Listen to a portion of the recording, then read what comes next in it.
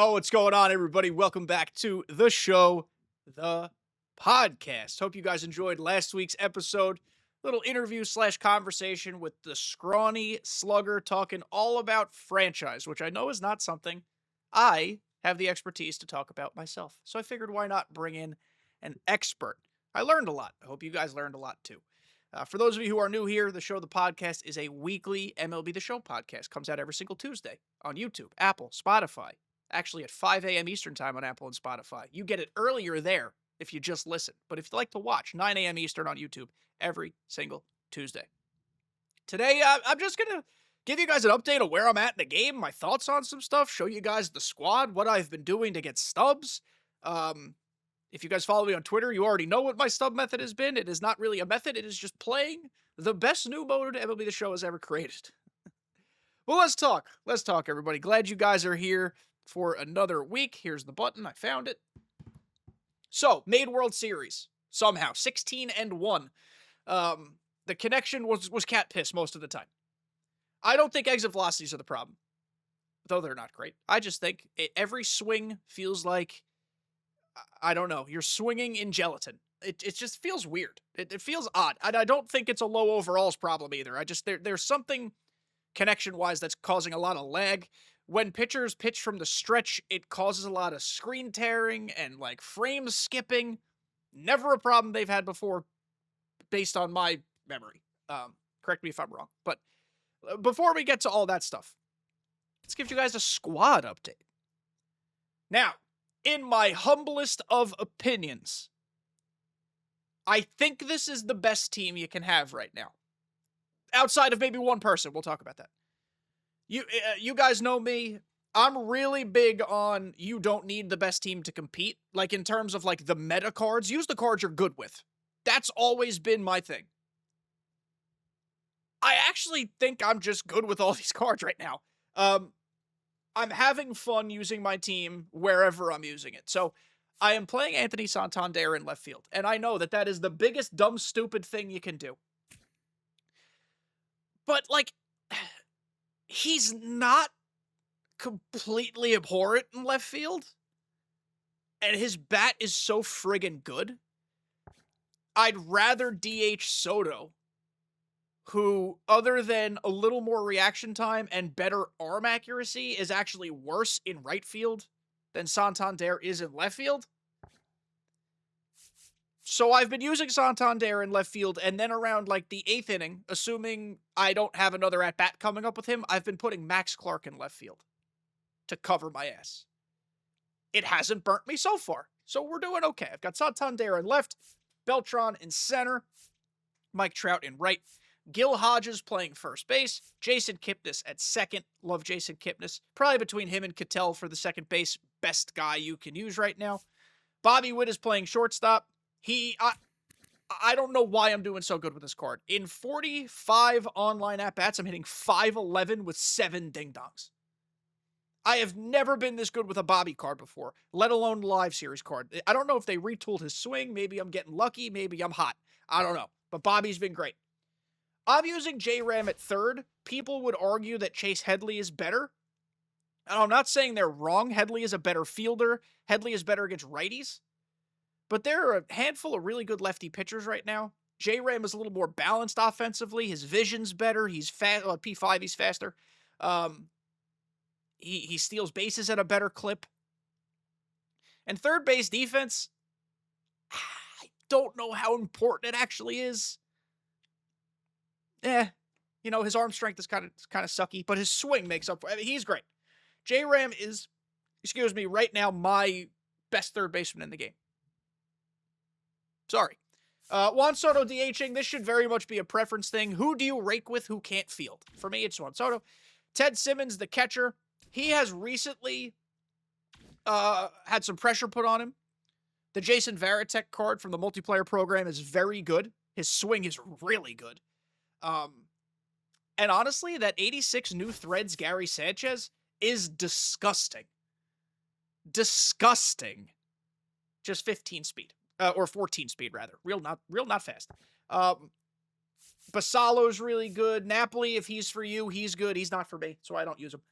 Catcher is pretty deep right now, but those are the guys I'm rocking with. I think this is the best lineup right now. And it's okay if you have differing opinions. That's the beauty of this game. Everybody is better with certain swings or certain cards, and that's why I say always use the cards you're good with. Hard stop. Doesn't matter who everyone else is using. For years, what year was it? Was it 23? What year was the J.P. Crawford finest? 22 or 23? That was my endgame shortstop because I was freaking incredible with that card. That's Exhibit A right there. Use the cards you're good with. Doesn't matter what everybody else is using. This right now, especially because there aren't a ton of high-tier cards in the game, this is probably best. The only change that I would make, and I just don't have him yet, is Rafael Devers, the chase card at DH. Objectively a better hitter, or subjectively, one of the actively's, a better hitter than Juan Soto. But Soto's swing is also elite, just like Devers, so I don't think you can go wrong either way. The bench is where you get into your own personal preferences and team building. I have Don Baylor and Tyler O'Neill in there as lefty smashers. Both are pinch hit options for Soto. Kind of just depends how I'm feeling.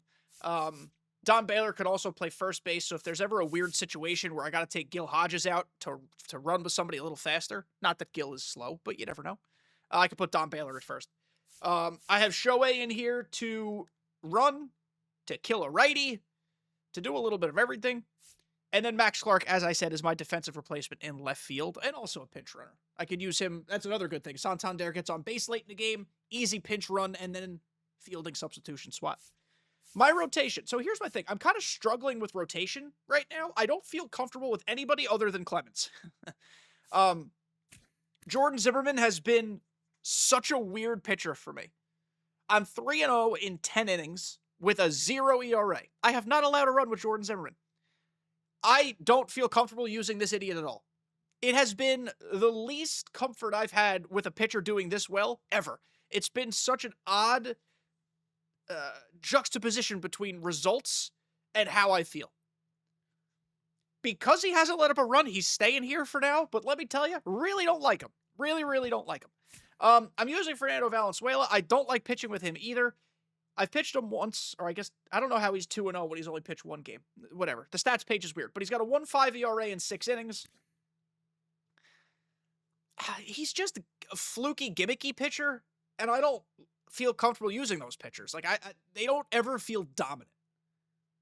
I feel like they are one floater away from getting rocked, and he throws 3 pitches that float. A screwball, a curveball, and a circle change. And they're not fast, so they're easy to catch up to. Plus, his fastball ain't that fast, 92. So, I will yank him as soon as better options come across my plate. Johan. Typically love Johan cards. Last year, he was one of my favorite pitchers, even though I used him sparingly. This pitcher, or this card, rather, needs a cutter. Doesn't have it yet. He's here just because he hasn't sucked at this moment. Then Steve Carlton, spoiler alert, he will be one of the videos later this week, either Thursday or Friday. I haven't figured out if I want to use him in the How to Pitch With or in the in-game manager. Leaning towards in-game manager, but not 100% positive.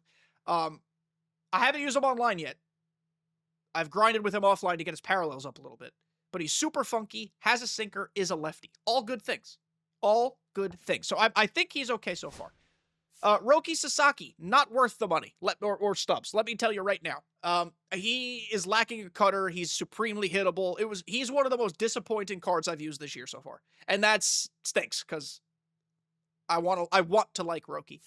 Walker Buehler might be all right. He's got the sinker cutter. I don't like that he throws a 12-6 and a sweep. The four-seamers is all right. No quirks either. He might be okay. He's not, he's easy. He's diamond question. Get him cheap. Scherzer's probably not great for most people, but if he's good for you, then tell me to shut up and use him. Crochet, I threw 57 pitches with him the other day, and he was in the yellow at full energy. So that tells you how confident I am using him. I cannot get outs with Noah Schultz myself. I also can't hit Noah Schultz. It's one of those weird situations where everybody's good with him but me.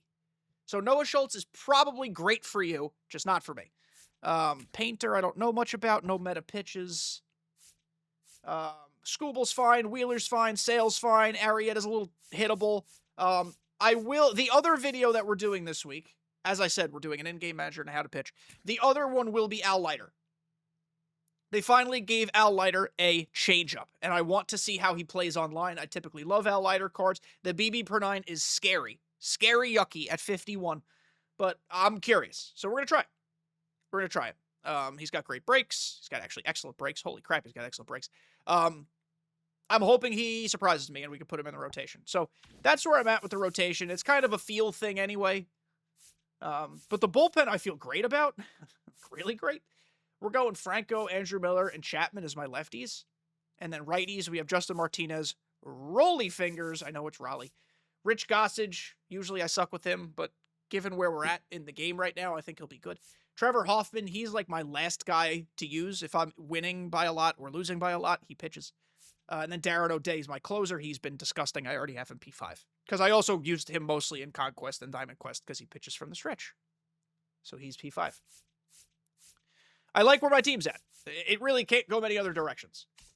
And to that point, let's talk about why there can't go any other directions. I have almost every card in the game because I've been grinding the hell out of Diamond Quest.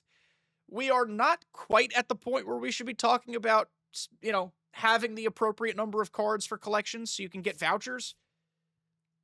But you know, keep it in the back of your head. You want to have sufficient cards in each section. So tops now, I have 100% of them. Feels good. Postseason, 100%.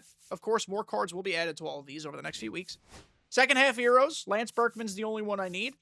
And he ain't that expensive. Couple Diamond Quest runs in them there. Veteran, got them all.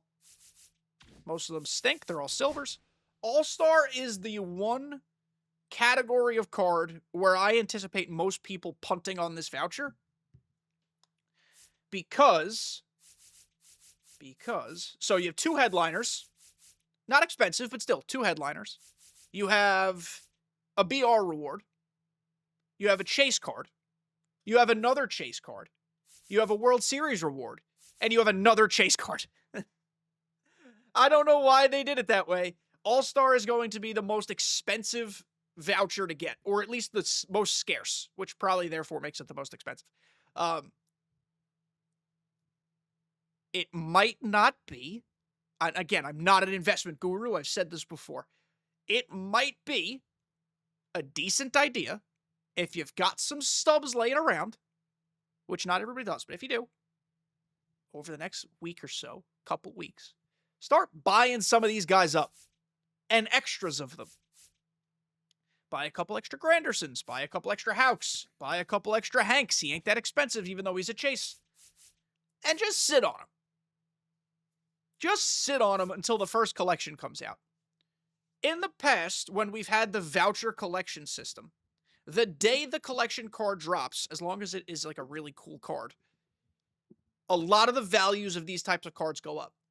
Sometimes a little, sometimes a hell of a lot. So if you sit on 4 Hank Aaron's, and you bought them at sell now price is 67, so 67 a pop, it's not unreasonable to turn that into 10K a pop, 12K a pop, maybe even 15K a pop. Maybe it doubles in price. At worst, I don't think it's going to be less than 6,700. That's just an example. And again, invest at your own comfort level. But it might not be a bad idea. Breakouts, I have them all except for Varitek, who I earned and then sold for like 40K stubs because I got him pretty quick. I will be buying him back shortly, also because he's really good. I have all the rookies. I made sure I bought all of these cards. Actually, I bought these right before normal access came out, thinking they'd skyrocket in price, and they've only gotten cheaper. They are the cheapest pre-order cards I've ever seen, so I was a little disappointed in that. I was going to sell them all. But at this point, there might be a voucher for it. The voucher might just be for all of them. We'll see. Last Ride, I have them all. There's a Last Ride program coming out, I think, this week, so more cards will be in here as well. Probably a new deluxe pack also. That's how they've been doing it. Contributor series, I have them all. There's a lot of them. You won't need 100% of them, but there are a lot. I got all the Team Affinity guys. Let me tell you, this grind was gruesome in like a time spent way, not in a difficulty way. Very easy to do. Just a lot of time. We have all of these, which most people do because they have Leodolis and DeVries. Pipeline, only 2 away. Dylan Cruz, Christian Campbell. We'll get them soon. And then new threads. I just need Kenley, Cody, Corbin Burns, and Tanner Scott. So we're cooking. I've been playing a lot of Diamond Quest, guys, and that is how we're getting all these stubs. Play the Pipeline Series Diamond Quest. Still, even though the new map is out. Matt Shaw, Chase Burns, Noah Schultz, Travis Bazzana. Complete the map. 100% the map. Uncover every space. Successfully succeed in every challenge that you can. Don't run after you beat one stadium. Go beat the second one. Get all the rewards you can because you're getting like 20K from these cards and then you're getting packs and you never know when you can get lucky. I said this in yesterday's 10-minute mailbag. One of the most recent Diamond Quest runs I did this, got my 20K, and then I ripped Paul Skeens out of the pack, and that was an extra 65,000 stubs. Not every Diamond Quest run is going to yield 80K. That was probably the best one I've ever had. But when you get 4 guaranteed cards for 20K and you present yourself the chance with like 15 standards and some bronze and silver packs, anything can happen, man. The world's your oyster. Early in the game, standard packs are such a valuable currency. Later in the game, we all look at them like, oh, yay, another standard pack. But the first like month or two of the game cycle, they're currency, man. They're important. So I am trying to find every avenue possible to rip standard packs because you never know. And early game, a lot of these cards, like if you pull a Rocky, even if it's a bronze, it's hell of expensive. Same as the Rays. You pull a Red Sox, you pull Jarren Duran, who's an 83 or 84. That's like 3,500 stubs. That's gold. So I am not like a stub manipulator person. There are Road to the Show things out there that I will not go into detail on. I'd rather do it in a fun and semi-legitimate way. I mean, this is 100% legitimate. You're just playing Diamond Quest. So just play it. You could do a whole map. For me, it takes me to do a whole map in about 90 minutes. That includes the zone sweeper. It includes the 2 stadiums. I know not everybody is as excellent at the game. Some people struggle a little more, and that's fine. Diamond Quest can be a challenge. I understand it fully. But take your time with it. It doesn't have to take you 90 minutes. If you do this full map in 2 hours, and between the packs and these cards, you get 25 to 30K, 30K every 2 hours ain't that effing bad. It's really not. And it all adds up. You could finish live series, man. This is the best offline mode to play. If you're looking for like immersion, mini seasons might still be for you, but the rewards there ain't worth the squeeze if you're seeking rewards from offline gameplay. Play your Diamond Quest. Play your Diamond Quest. What else is there to talk about here? Program stuff. So the new Threads program was pretty all right. Max Scherzer was a really disappointing final reward, if I'm being honest. I don't think he's like a Hall of Fame pitcher, obviously, and no disrespect to Max Scherzer. Max Scherzer cards typically ain't incredible. He is a little funky, so hopefully you're relying on that to deceive your opponent, but I don't know. I just don't think he's the ace that everyone would hope he would be for Diamond Dynasty. But this Glaber's really, really good. He does lack a little bit in the power versus right department, but with so many lefty pitchers, he's really good. The fielding is just god-awful, which is why the Yankees didn't want him back. Jorge Soler's really freaking good. Like, really freaking good. This is an excellent card. This is a DH that people are going to use for another couple weeks. Don't put him in left field. You're a lunatic if you do. A bunch of golds, whatever. I did want to talk about the pack guys. So of these expensive pack cards, these 88 overall pack cards, I don't think Kenley's that good. Only 3 pitches. Cody Bellinger is good. Like a B-ish. He's got a weird attribute spread. It is nice that he is reverse split, but he is a contact hitter versus lefties, and that's going to sap almost all of his power. I also think he got shafted in fielding, but they have to keep low They have to keep overalls down at this point. I think his fielding should be higher as a primary center fielder. Corbin Burns, he's good. He can go in rotations. Hell, maybe I'll give him a try at this point because, as I said, I'm not fully comfortable in the starting pitching department. But I do also think a lot of people have seen Corbin Burns a lot. You know, so he's not deceptive. He's been the same pitcher for 5 seasons. Nothing has changed. Delivery's been the same. Pitch mix has been the same. Velocities have been the same. Everything's been the same. And he's not a pitcher who is relying on weirdness and deception. He's relying on meta, cutter, and sinker. So if you pick up a pattern, you're going to blast off on him. So I'll give him a try. Christian Walker is fine. Not great. I'd rather use Live Series Vladimir Guerrero Jr. at first as an example of a more attainable card to be using there. Hell, I might even rather use the 84 Ben Rice from the Yankees Team Affinity. Similar offensive numbers, at least similar enough. The fielding's a little worse, but you don't need 96 fielding at first base, being honest. Other cards here that I actually think are worth your time. Tyler O'Neill, you guys saw, he's on my bench. I said Gary Sanchez was really effing good at catcher. I don't recommend you use this Tanner Scott. I know he's at 86 with a high hits per 9, but he's got nothing meta. He's not great.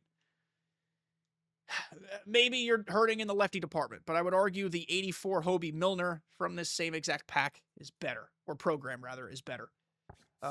Max Fried's okay. Good, not great.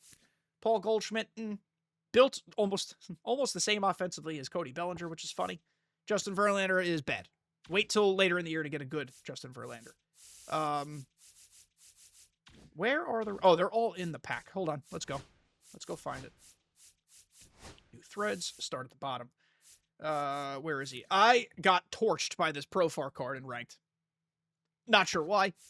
Isak Paredes been good for me in BR. Here's the Hobie Milner. He's really good just because he's funky. Sweeper, sinker, circle change, throws like from down here. So, effective. Also, not cheap because he's good. Ryan Presley, low-key, ain't bad. Hits per 9 could be higher, but I wouldn't hate you if you used this card. He's got a sinker now, which I guess he added recently. But his live series also has a sinker, so not bad. Higashioka, he is a BR menace. Draft him in BR every time he comes up. For ranked, if you play on All-Star and below, he's going to be excellent.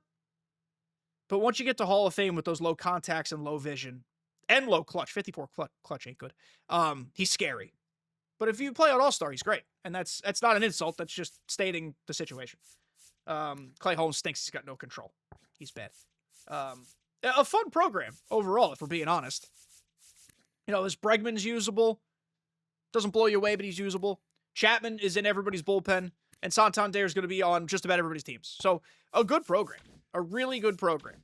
I'm happy overall with the content so far. I think the content's been out of this world. Already got a Diamond Quest refresh, even though it fell a little flat because it didn't give standard packs. It just gave unlockable packs. It's still really cool.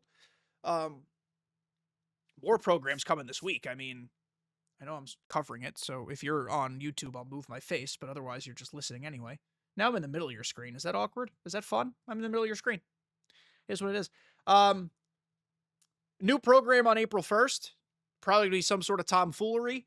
Who knows what that could be? What day is April 1st? April 1st is Tuesday, the day you're listening to this. April Fools! I should have known that ahead of time and recorded something stupid. It might be out of position, guys. Maybe it might be some really silly stuff. Was it last year in the April Fools, they gave us the Tony Tarasco? Is that what happened on April Fools last year? I think he is still in the game. So there's a chance that's it. Who knows? We'll see. On the 4th, is that Friday? I gotta look at I can't do math. I gotta look at my calendar again. Yeah, the 4th is Friday. Live content stream. There might be drops on Twitch and YouTube. And then the first April Spotlight program and the Last Ride program. The April Spotlight program, for those who forgot, is basically the new, like, Tops Now monthly awards adjacent stuff. There will be packs. There will be mystery items. There will be moments. Interested to see what it looks like. If it's going to differ from the past, if it's going to be similar to the past, if it's all going to be Tops Now cards, if it's going to be fresh art. We'll see. We'll see.